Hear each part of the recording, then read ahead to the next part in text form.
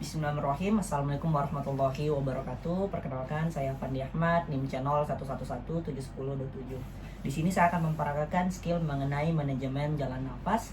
Tujuannya yaitu untuk melapangkan atau membebaskan jalan nafas pada pasien, tapi tetap memperhatikan kontur vertikal dan menjamin keluar masuknya udara dalam tubuh pasien, serta untuk mencukupi dan memenuhi oksigen O2 dalam tubuh pasien. Terlebih dahulu saya akan mempersiapkan alat dan bahan yang akan kita gunakan dalam manajemen jalan nafas, yaitu ada handscoon, kemudian ada alkohol 70%, kemudian ada cervical chlornic, kemudian ada bubek serta selang oksigen, kemudian ada stetoskop, kemudian ada spoid, kemudian ada laryngoskopi yaitu gagang dan bilahnya, kemudian ada selang section, kemudian ada endotracheal tube, kemudian ada pipa nasofaring, kemudian ada pipa orofaring, ada gel, kemudian ada plester serta gunting, kemudian ada mandrin, kemudian ada kasa, dan ada manekin dewasa yang akan kita gunakan. Nah baik, selanjutnya di sini saya akan melakukan cuci tangan rutin terlebih dahulu dengan 6 langkah dengan menggunakan alkohol 7% atau bisa juga dengan menggunakan air mengalir dengan sabun. Selanjutnya di sini saya akan melakukan penilaian awal atau sering disebut dengan initial assessment, di mana penilaian awal ini ada 3 yang sering kita disingkat menjadi ABC, yaitu airway, kemudian breathing, kemudian circulation atau sirkulasi. Kemudian airway-nya di sini di mana kita menilai apakah ada obstruksi atau tidak. Kemudian breathing-nya kita nilai dengan 3L. 3L yaitu adalah look, listen, dan feel. Pertama kita look, kita perhatikan pada rongga dada. Kita perhatikan pada rongga dada apakah mengalami pengembangan, atau kita lihat pengembangan apakah dia simetris atau tidak simetris. Kemudian kita lihat pada sela iga apakah destruktif atau tidak. Kemudian selanjutnya yaitu adalah listen, di mana listen di sini kita mendengarkan pernapasan pada pasien. Kemudian feel, kita rasakan hembusan dari pasien apakah ada atau tidak ada. Nah selanjutnya adalah circulation atau sirkulasi, di mana kita akan meraba arteri korotis pada pasien dengan substansi penilaian teraba denyutan atau tidak ada. Nah setelah itu selanjutnya yaitu teknik membuka jalan nafas secara manual atau tanpa alat, di mana teknik ini biasa pada kasus dengan sumbatan jalan pernapasan akibat lidah jatuh ke belakang dan terdengar biasanya bunyi sparkling atau dengkuran. Nah, di mana pada pasien ini di mana sering disebut juga dengan triple airways maneuver, dilakukan apabila tidak ada tanda-tanda dari fraktur cervical. Nah, di mana pada teknik triple airways maneuver ini terdiri dari 3, yaitu pertama adalah head tilt, di mana itu tangan kiri kita berada di dahi dari pasien, kemudian kita lakukan penekanan sampai bagian kepala pasien tuh mengelada ke atas. Nah, kemudian teknik kedua adalah chin lift, di mana tangan kanan kita letakkan pada dagu pasien, terutama pada jari telunjuk dan ibu jari. Jari telunjuk dan jari tengah. Kita letakkan, kemudian kita angkat dan dorong ke depan. Seperti ini. Kita dorong ke depan. Nah, selanjutnya adalah jump thrust, di mana jump thrust ini di mana teknik ini pertama kita posisikan posisi kita yaitu berada di atas pasien atau di atas kepala pasien. Kemudian kita letakkan tangan kiri dan tangan kanan pada kedua sudut rahang kiri dan rahang kanan, kemudian kita dorong ke depan sampainya di mana barisan gigi bawah berada di depan dari barisan gigi atas. Seperti ini. Nah, yang perlu kita perhatikan bahwa ketika terjadi penyumbatan jalur pernapasan akibat lidah jatuh ke belakang dan adanya tanda-tanda fraktur cervical, di mana yang metode yang bisa kita gunakan adalah jump thrust seperti ini tadi. Jump thrust seperti ini. Tetapi terlebih dahulu kita memasangkan cervical chlornic pada pasien agar lebih mudah membuka jalan nafas dari pasien. Nah, selanjutnya yaitu teknik menggunakan alat, membuka jalan pernapasan dengan menggunakan alat. Teknik mengelola jalan pernapasan dengan menggunakan alat. Nah, di mana di sini yaitu menggunakan 2 alat, yaitu pipa orofaring dan pipa nasofaring. Di mana terlebih dahulu saya melakukan cuci tangan rutin 6 langkah.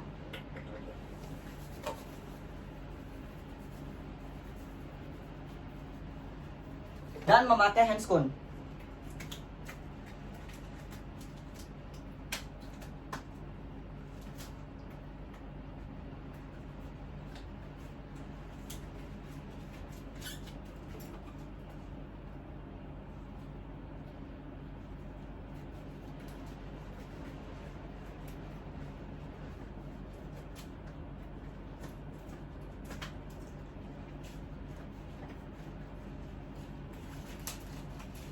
Baik. Nah, setelah saya memakai handscoon, yang pertama saya lakukan adalah pipa orofaring, di mana di sini kita akan lakukan penekanan pada rahang pasien dengan metode chin lift. Dengan menggunakan telunjuk dan ibu jari menekan pada bagian dagu, tekan dan angkat dan dorong ke depan. Chin lift. Seperti atau melakukan fiksasi seperti ini. Nah, kemudian setelah itu kita ambil pipa orofaring, di mana terlebih dahulu kita lakukan pengukuran pipa orofaring. Kita lakukan pengukuran pipa orofaring di mana dengan sudut bibir dengan telinga untuk menentukan ukuran pipa orofaring yang akan kita gunakan. Setelah mendapatkan ukuran pipa orofaring yang akan kita gunakan, selanjutnya yaitu kita akan lakukan penekanan seperti tadi. Kemudian dengan metode chin lift, kemudian kita akan masukkan pipa orofaring terlebih dahulu menghadap ke arah langit-langit dari pasien. Masukkan setengah, setelah masuk setengah kemudian kita putar pipa orofaring, kemudian kita masukkan sepenuhnya. Pastikan bahwa pipa orofaring memopang lidah dan melakukan evaluasi. Apakah kita lihat, apa kita dengarkan suara pernafasan dan rasakan hawa dari pernafasan. Nah, setelah itu kita lanjut ke pemasangan pipa nasofaring. Nah, pada pipa nasofaring terlebih dahulu kita lakukan penilaian terhadap pipa nasofaring. Ukuran yang akan kita gunakan berdasarkan dari lubang hidung yang akan kita masukkan, atau bisa juga dengan jari kelingking dari pasien. Nah, selanjutnya setelah itu kita nilai juga bagian kafum nasi, apakah ada polip dan lain sebagainya. Setelah itu kita ambil gel, kita letakkan pada ujung pipa nasofaring dan juga pada lubang hidung. Nah, setelah itu kita masukkan secara perlahan-lahan dengan ujungnya menghadap ke telinga. Kemudian kita evaluasi apakah terdengar bunyi. Kita evaluasi apakah terdengar bunyi dan rasakan dari nafas atau tidak ada pernafasan. Kemudian kita fiksasi dengan menggunakan plester.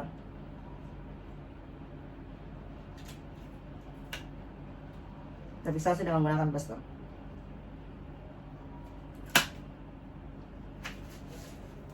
Seperti itu. Nah, selanjutnya adalah membersihkan jalan nafas akibat sumbatan cairan. Di mana terlebih dahulu di sini kita memakai handscoon. Terlebih dahulu kita pastikan kita memakai handscoon. Selanjutnya kita melakukan dengan apusan jari. Kita gunakan dengan apusan jari. Terlebih dahulu kita membuka mulut pasien dengan metode jam trust. Jam trust seperti ini tadi, di mana tangan kanan, tangan kiri berada di rahang kiri dan rahang kanan, sudut rahang kiri dan rahang kanan pasien. Kemudian kita mendorong ke depan sampai gigi bawah berada di depan barisan gigi atas dari pasien. Kemudian setelah itu kita ambil kasah, kemudian kita lilitkan pada jari telunjuk dan jari tengah seperti ini sambil membuka mulut pasien. Kemudian kita buka benda-benda asing, kita masukkan dalam mulut pasien, kita buka benda-benda asing di dalamnya. Atau kita bisa menggunakan dengan selang section apabila dapat disedot, cairan dapat disedot. Section.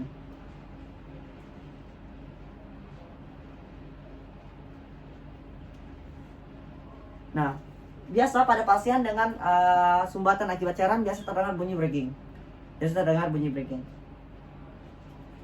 Nah, baik, selanjutnya itu adalah pembebasan jalan nafas akibat sumbatan dari benda padat. Di mana yang kita ketahui bahwa teknik ini biasa kita lakukan ketika mendapatkan pasien dalam keadaan tersedak.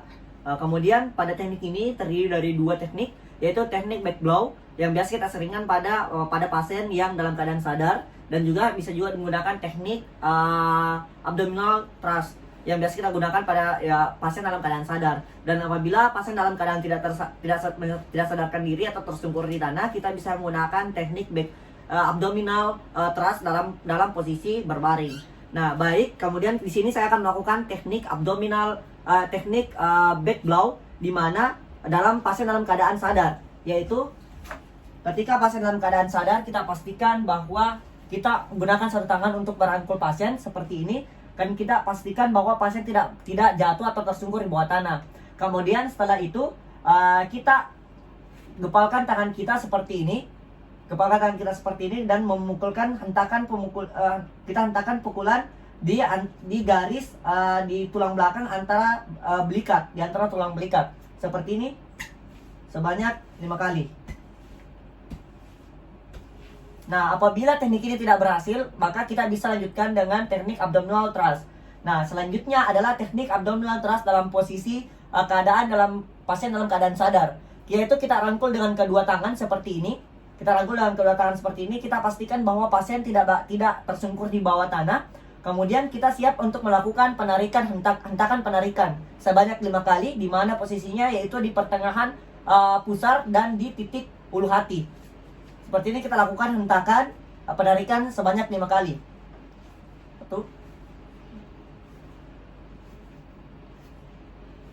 Nah, seperti itu. Kemudian kita bisa juga menggunakan abdominal thrust dalam posisi berbaring. Apabila pasien dalam keadaan tidak sadarkan diri, kemudian tersungkur di tanah, kita pertama posisikan pasien dalam posisi terlentang seperti ini. Kemudian setelah itu kita naik ke atas pasien seperti menunggangi kuda, atau bisa juga sejajar dengan pinggul pasien seperti ini. Nah, setelah itu kita akan siap melakukan teknik hentakan pendorongan dengan menggunakan tangan dengan pertumpuan yaitu di antara garis antara pusar dan processus pedeus. Kita lakukan hentakan di situ, garis seperti ini. Kemudian kita lakukan hentakan pendorongan sebanyak 5 kali. Kemudian sudah itu kita lakukan pengecekan di mulut pasien. Apabila benda padat tersebut sudah bisa di luar, maka kita bisa mengeluarkannya dengan menggunakan tangan.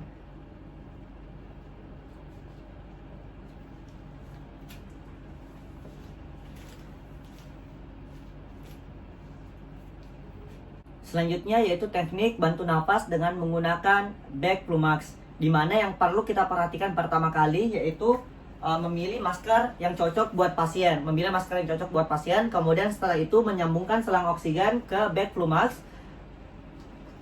Selang oksigen kita sambungkan, kemudian mengatur aliran oksigen yang akan diberikan yaitu 12 liter per menit.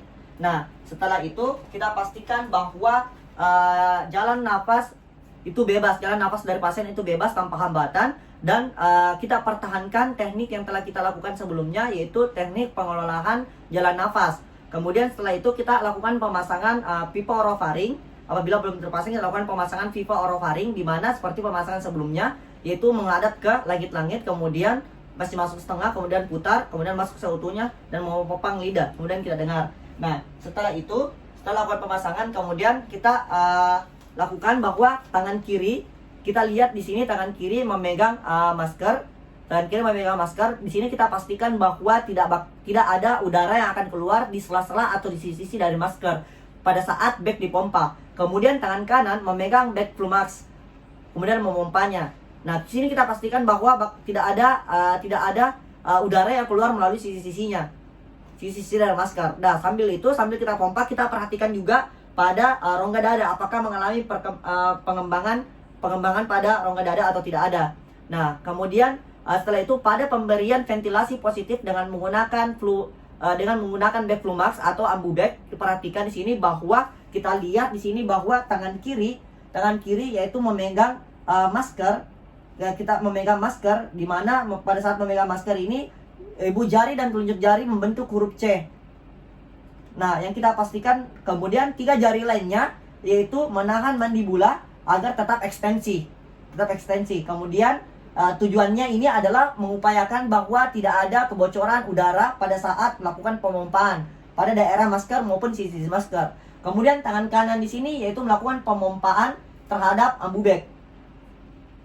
Nah, kita perhatikan di sini tidak ada pembocoran udara pada daerah masker. Nah, kita lihat di sini ketika ventilasi baik dilakukan yaitu ketika adanya pengembangan pada rongga dada. Nah, kita berikan ventilasi dengan frekuensi 10 sampai 16 kali. Nah, kemudian apabila kita dilakukan oleh 2 orang, di mana 1 orang itu yang pertama adalah memegang masker dengan menggunakan itu tadi ibu jari dan jari telunjuk membentuk huruf C, dan 3 jari lainnya menahan mandibula. Begitu juga dengan tangan kiri seperti ini, menahan. Kemudian orang yang satunya memompa ambu bag. dan sambil kita evaluasi apakah rongga dada ikut mengembang atau tidak. Dengan yang kita lakukan tadi dengan 10-16 kali per menit frekuensinya.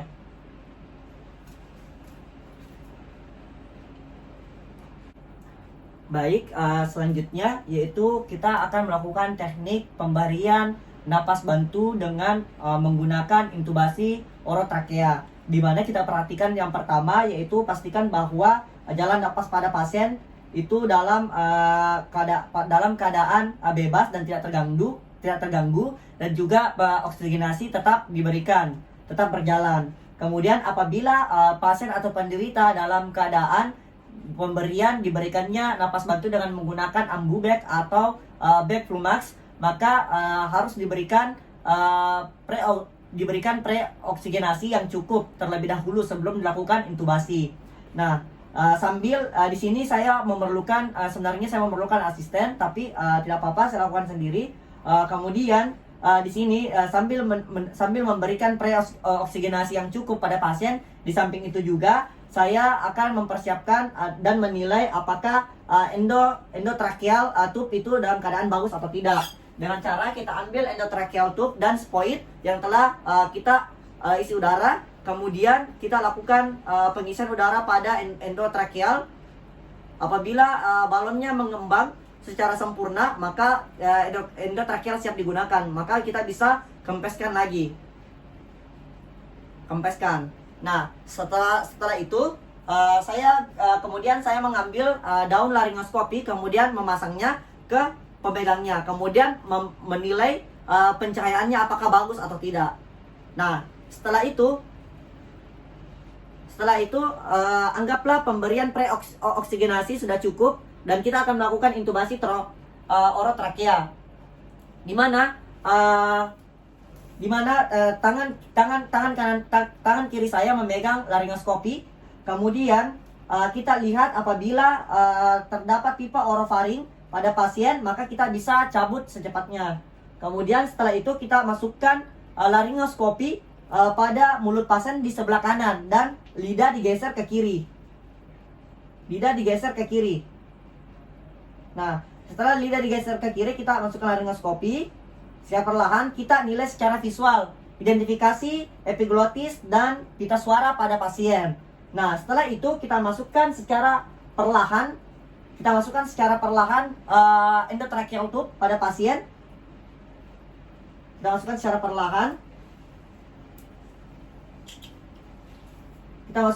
perlahan. Nah, setelah masuk, kita pastikan bahwa tidak menyentuh daerah gigi dan jaringan sekitarnya. Setelah itu kita isi udara agar balonnya mengembang. Kita isi udara. Nah, kemudian kita pastikan bahwa tidak ada terdengar udara pada antara trakea dan endotracheal tube yang telah dimasukkan tadi. Ya, oke. Ketika tidak ada, kita cabut laringoskopi, kemudian endotracheal tube kita hubungkan kepada ambubek atau kita sebut dengan bek Flumax. Kita sambung dan kita lakukan pemompaan. Kita pastikan bahwa kedua dada melakukan pengembangan. Kemudian setelah itu kita lakukan auskultasi.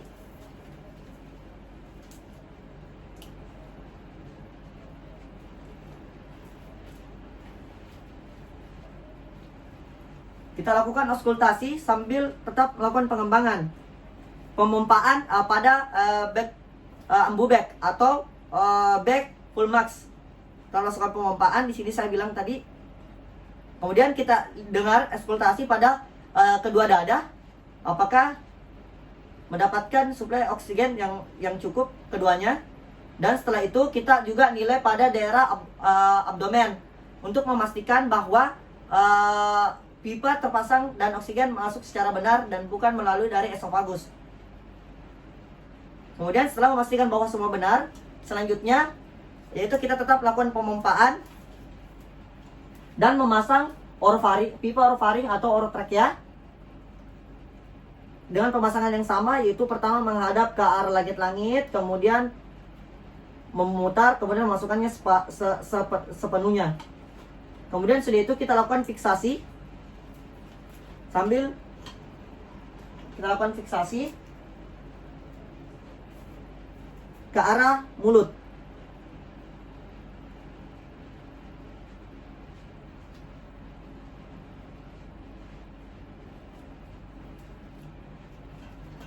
Teruskan tetap pemompaan dan lakukan fiksasi ke arah mulut. Nah, pemeriksaan telah selesai. Kemudian kita bisa melepas handscoon, membereskan alat dan bahan, kemudian membuang peralatan yang telah digunakan di tempat sampah medis dan non medis. Baik, sekian video mengenai manajemen jalan nafas. Lebih dan kurangnya mohon dimaafkan. Semoga bermanfaat. Assalamualaikum warahmatullahi wabarakatuh.